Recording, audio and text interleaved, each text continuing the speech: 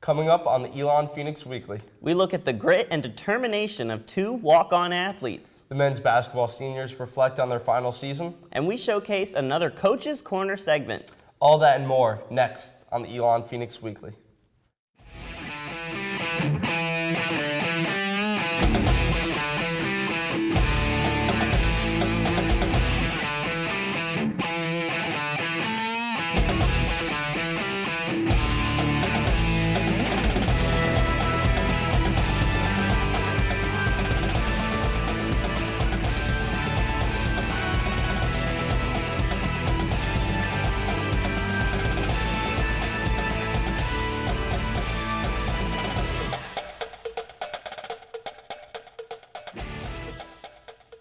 Good morning and welcome to the Elon Phoenix Weekly. I'm Alex Stay. And I'm Matt Lee. Thanks for joining us on your ESPN2 local sports break. Today's show highlights the athletes who have worn maroon and gold for all 4 years at Elon, and we'll also premiere part 2 of Elon Phoenix Weekly's Coach's Corner. But first, we take a look at two outstanding walk-ons who have had a major impact on Elon athletics. Nick Grohl was a skinny 190-pound kid in high school. Now he is a 281-pound defensive lineman for the Elon football team. Check out his transformation and his goals for his senior season. I was a very small, undersized defensive lineman going against some very big people. Nick Grohl started his freshman year trying out as a walk-on for the Elon football team. We did the hardest conditioning exercise I had ever done at the beginning of our first practice. And then we all had to go from there and then do our practice. And I was very close to just quitting that first day. But he didn't quit. He impressed the coaches and his teammates with his raw talent and determination. He's really made an impact on his team. He's really invested. He eats all the time. Every time I see him, he has a shake in his hand or some type of food. And then he's always in the weight room. Working, finishing through the line, as they say. Doing extra, eating, drinking protein shakes, just buying into everything that the coaches tell us. This is what you need to do to be successful. Now in his junior year, Grohl is proud of how far he has come. When I came here, I was one of the smaller guys on the team and really skinny and lanky. And through a long process, I managed to kind of put on a little bit of weight. And now I just kind of want to dominate. And dominate he has. This past season, Grohl had 25 tackles, including 2 sacks. Now Grohl wants to inspire the younger guys on the team. You have to be a leader by example, and you have to be doing everything right so that the people that are looking up to you, which at this point is practically all the freshman walk-ons, is you have to be doing it right so that they look up to you and everyone does it the right way. Every practice, Grohl gives it his all. We had a bunch of D linemen out, and he texted the coach, and he texted the coach early that morning. He was like, "Hey, I can go down and I can play practice squad since Dre and some of the other D linemen were hurt." That kind of showed me his character and like how invested he was into it. Even Coach Skrosky could see Grohl was invested in the team. Coach Skrosky is just the kind of guy who always expressed to me that he believed in me and that he trusted me and had faith in me, and just knowing that gave you incentive to not want to let him down. There are coaches who get their players to play for them, and there are coaches who get them to play for each other and their teammates. I really think that's the kind of coach that Coach Skrosky is. One of the teammates Grohl plays for is Dondre Howe. Both were trying to gain weight freshman year and helped each other achieve that goal. We always compete with each other and make games out of it, try to outperform each other, try to outweigh each other. Sometimes we'll be running sprints and we'll be dying, and I'll just think, I'm going to go over and run next to Dre and see if I can beat him because he's 20 pounds lighter than me. He definitely is a hard worker. As you can see, he was about 230 pounds, 6'6", skinny, scrawny kid. And the day he bulked up, he's probably around 280. He kind of did a huge transformation. He had this long hair. You could barely see his eyes. I never would have expected us to become as close as we are, right now. Grohl also succeeds off the field. The economics major finished this year with academic all-district honors. Maybe encourages you that you can have a bright future after football.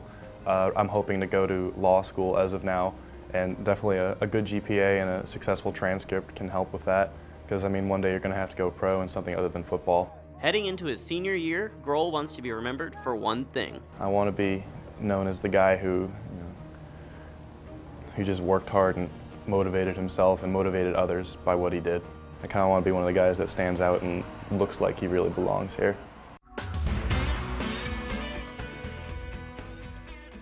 What's amazing about Nick is his dedication on and off the field. He told me that he calculates his GPA and comes up with a whole schedule to ensure he gets the grades he wants, and it sure does pay off for him. He's definitely got a bright future ahead. The last 3 years have been a run like no other for women's basketball player Josefa Bouma. From walking onto the team as a freshman and now being a full scholarship athlete, as well as one of the captains of the team, she has definitely been a treat to watch. A leader on and off the court, Bouma has had a profound impact on her teammates season to season.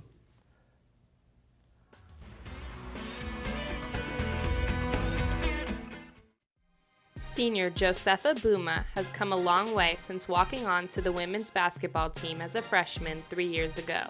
Now as one of the team's captains, her leadership style has brought the players closer than ever. I think Jo, she's just been the type of person that brings a lot of energy, and she is very active as far as talking and making sure people are doing the right things on the floor. She's just a great person overall, so it's easy to follow someone who already has a great personality. I first and foremost want to lead by example. I want to be the hardest working person out there. I want to always bring the energy and just be a consistent player. She's a tremendous leader for us, primarily because she leads by example both on and off the court. And she is great at holding her teammates accountable and to a higher standard. Starting out as a walk-on, Josefa put in the work, effort, and dedication to be recognized by the coaching staff to eventually become a full scholarship athlete. Well, every year we put out ads in regards to trying out for the women's basketball team. And Josefa actually inquired about trying out before we even put the ad out. And at that point, I wasn't sure whether or not we were going to take on any walk-ons because we had a full roster. And just happened to see her in Jordan Gym one day shooting around. And I looked at my assistant and I said, let's give her a shot. And I never once thought that it would potentially never work out. I just always had faith that if this is something I loved and I was crazy enough to believe that I could do it, that it could happen, and it did. I think her work ethic is something that will be left behind, and that's just her working her way up from being a walk-on to being a scholarship player. She just shows that you can do whatever you put your mind to. She's relentless and just believes in going after whatever she wants. In the final months of senior year, Josefa and her coach took the time to reflect on what she'll miss most about Elon basketball. All the team has an incredible bond with Josefa. That's just the impact that she's had on the team. And I remember last year telling her, I'm so glad you're part of this team because I couldn't see this team without you. I think I'm going to miss just the family atmosphere. I'm going to miss just the goofiness, the craziness of the team. Each and every one of my teammates are crazy and awesome. I'm gonna miss coming in the locker room and joking around and just having that bond with everyone. Next month, Josefa will participate in the So You Want to Be a Coach program at the Final Four, using this as a stepping stone to her final goal of one day becoming a head coach. I just like the impact that basketball can have on the lives of different players, and I just want to be able to just help people and through the sport that I love. Bouma will attend the So You Want to Be a Coach program along with senior Nicole Razor in early April. An Elon athlete has been selected to join the North Carolina Sports Hall of Fame. We'll tell you who it is when we come back.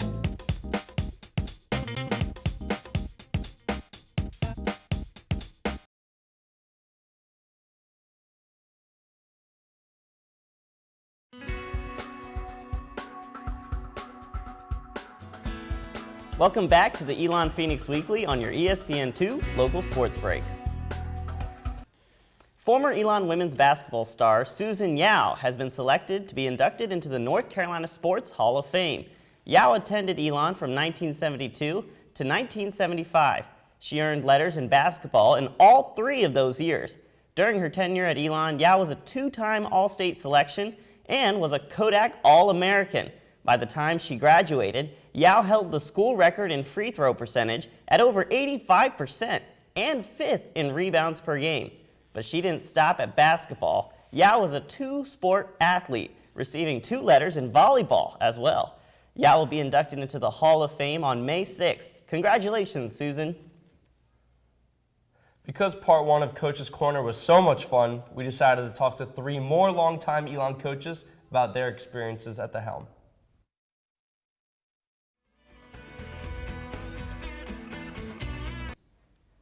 Joining me now are men's tennis coach Michael Leonard, women's tennis coach Elizabeth Anderson, and women's golf coach Chris Dockrell. We have a few questions for you all about your time at Elon. First of all, Coach, thank you for joining us, and congrats on all your success over your time thus far at Elon. We'll start with you, Coach Leonard. What makes Elon such a special place to coach at?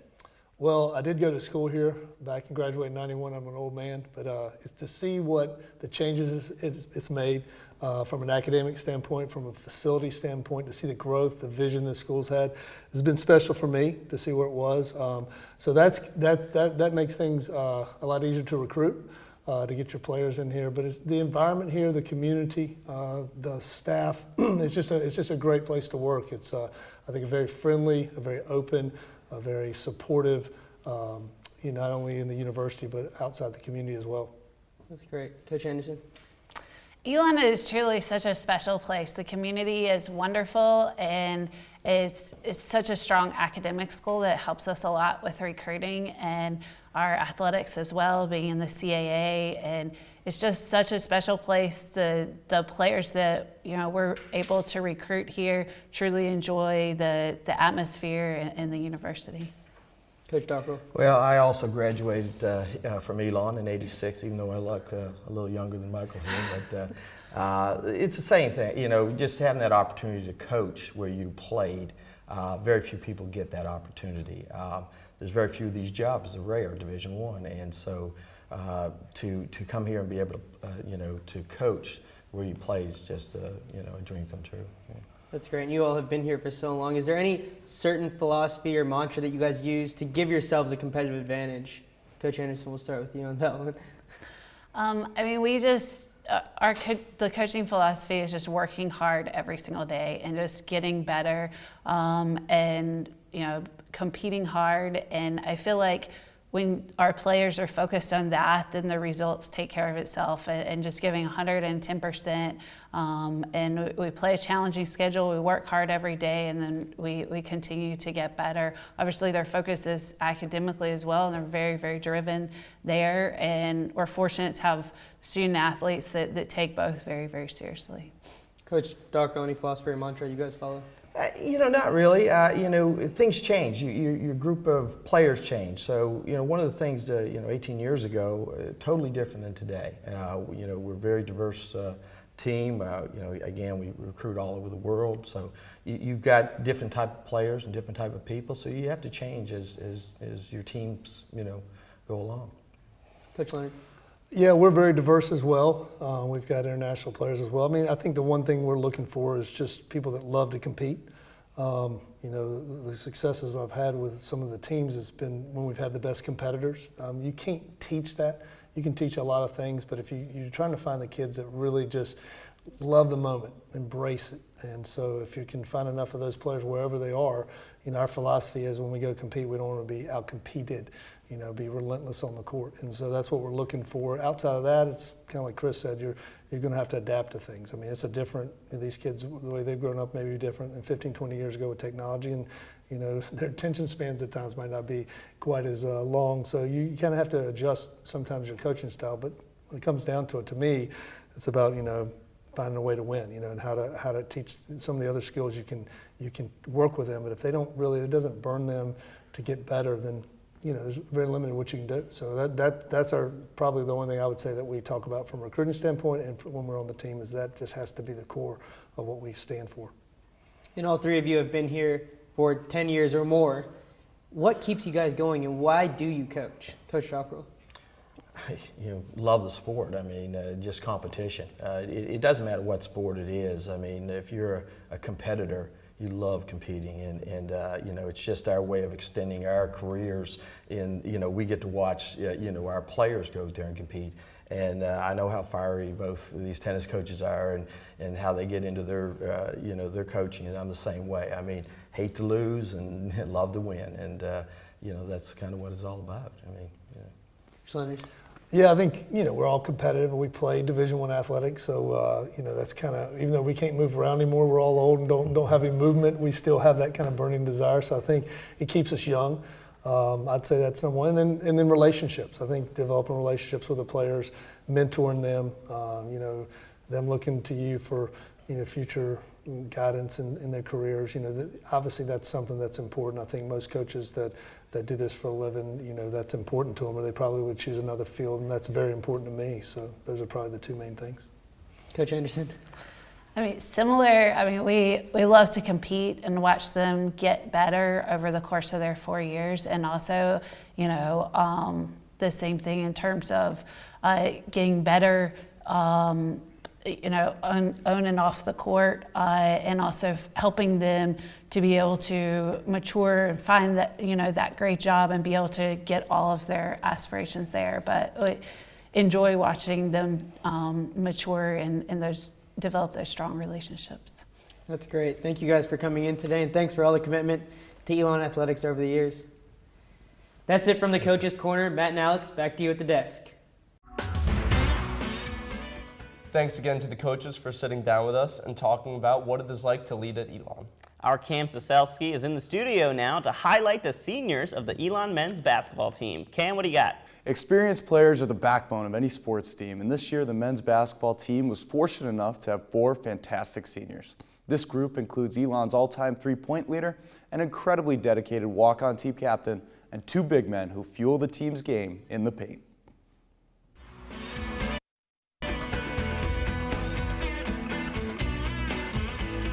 As the men's basketball season comes to a close, it is with great pride and heavy hearts that the team wishes goodbye to 4 outstanding seniors. Tanner Sampson, Tony Sabato, Wes Brewer, and Sam Hirschberger leave Elon as the winningest senior class in school history. Man, I love everyone at Elon. It's such an incredible group of people. Nothing makes me happier than walking across campus and saying hi to people that you haven't seen in a while, or maybe you see them every day. But it just, I love seeing people. I love being around all these great people. The past 2 years, I've been one of the more experienced players on the team, and I've had to lead, and that's a tough change to do. And Coach has been very helpful with me, let me know what I need to do more, and helping me with that. The biggest thing I'll miss is just all the relationships that you build over 4 years, and the friends that the day after graduation kind of scatter across the country. Just going through the process of workouts, study all, schoolwork, extra shots in the gym, doing all of that was just a really growth process for me. And as I've gotten older, it's gotten easier. All that success and growth has brought many fond memories, though it is an event from their final year that all the players remember as a highlight. My favorite memory from my time at Elon has just been our trip to Europe this past August, just because we really got to bond as a team. We were over in Europe for about 10 days playing basketball and taking in all sorts of different sights and culture. That was really awesome. Being a senior, when that happened, it kind of meant a lot more. I just had 3 years in the program. I was very comfortable with our coaching staff. I was comfortable with everybody on the trip, and it just made that experience that much sweeter and really kick-started our year, and it was a great bonding experience for us. Behind all the success these 4 have experienced lies a tremendous amount of support from their families. I've gotten to see my parents just about every single month that I've been in college. I come from Ohio, so it's a little bit of a hike to get down here, but my parents have done an incredible job, whether it's making it to games, making it to Parents Weekend, making some random trip in the middle of the spring. So I've gotten to see them. I probably had family members at every game except 5 or 6 games this whole year out of almost 30-some games. So it's crazy the support system I have, and I'm very thankful, and they've been very good and very loud at times too. I'm sure people will recognize my parents around here now. Looking to the future, each senior is excited to see what is to come for the basketball program they love so very much. It's grown to a more unified state, and I think from the time when we got here, it was a lot more a lot more separation between the guys. I have full confidence in Coach Matheny and the staff that they're going to continue transforming this program into a perennial power in the CAA. So I'm excited to see what the future holds, and I'm just very grateful that I got to be a small part of that. Our coach talks about a mountain, and we're constantly trying to climb and get to that top of that mountain, and our program's eventually going to reach that top of that mountain. Though the team is losing 4 outstanding athletes, the future is very bright for the Phoenix, as a crop of young players are eager to play with the same intensity and grit as this senior class. We'd like to congratulate the men's basketball team on a great season and look forward to seeing what they accomplish next year. As a senior myself, I've thoroughly enjoyed watching Tanner, Tony, Wes, and Sam over the past 4 seasons. Their leadership presence will be missed. We'll be right back.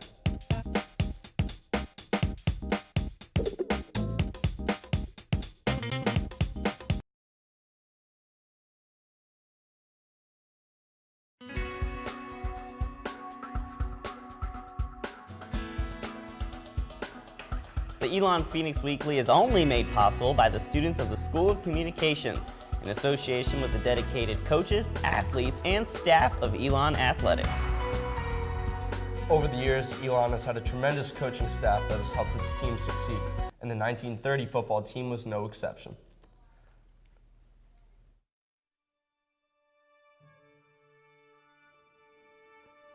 This week on Elon Sports History, we visit the leadership of the Elon football team of 1930. It was a year of strong leadership for the Fighting Christians, led by Coach D.C. Walker and Captain Henry T. Williams. Coach Walker had been at Elon for just 4 years, and he had already captured the hearts of the students, winning 2 state championships for baseball and football in 1930 alone. He valued moral victories just as highly as point victories and passed down these ideals to his players. Captain Williams believed in clean football, setting a standard that his team must follow. And follow they did, gaining a reputation for their clean play style. Under this leadership, the Fighting Christians excelled, going 6-3 on the season and winning the North State Championship for Elon. That's all for this week's look at Elon Sports History. You have to love those uniforms Elon was sporting back in 1930. Elon's lacrosse team is only in its 3rd season, but they're already off to a hot start this year, in part due to 2 stellar seniors.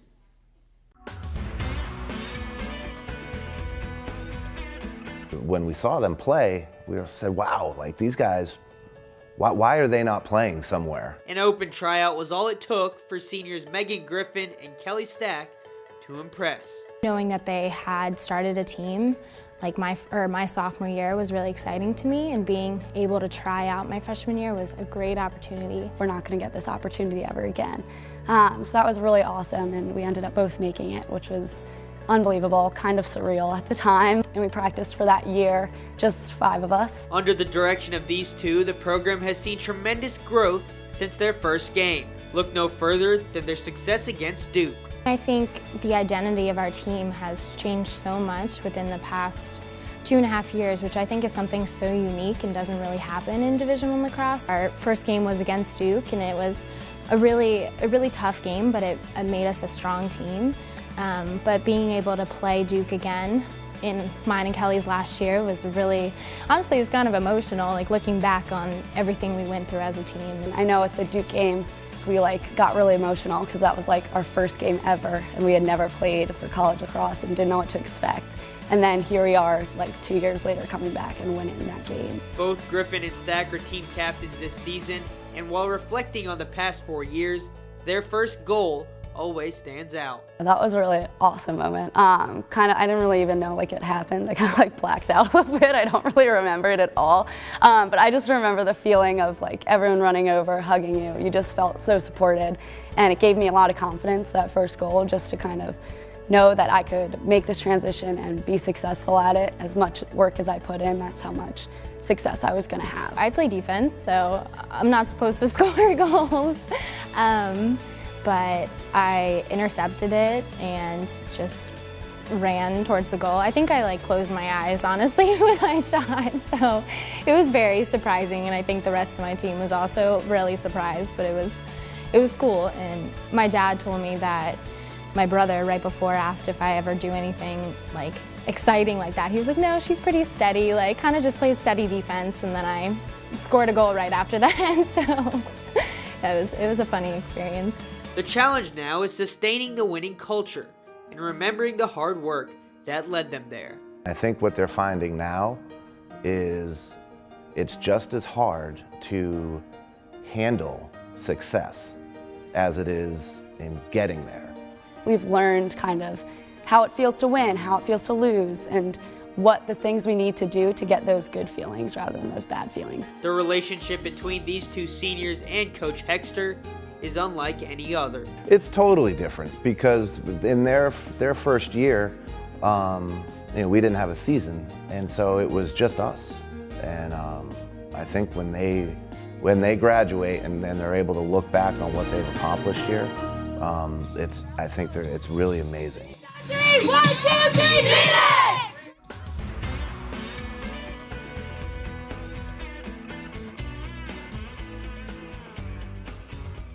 Wow, it's amazing to think that Griffin and Stack didn't even have a season their first year, and now in their final season, they're thriving. They've definitely come a long way. And I can't wait to see what they're going to be like next year. If you missed anything or want to watch it again, be sure to check us out on YouTube at youtube.com/Elon Phoenix Weekly. You can also catch us on Time Warner Cable to watch us on demand. Head to elonphoenix.com to learn more about upcoming games and exciting successes for Elon Athletics. And don't forget to tune in next time when we return for another exciting edition of Elon Phoenix Weekly. On behalf of our producers and crew here at the show, we hope you have a great weekend. For the Elon Phoenix Weekly, I'm Alex Stead. And I'm Matt Lee. Live the maroon life and go Phoenix!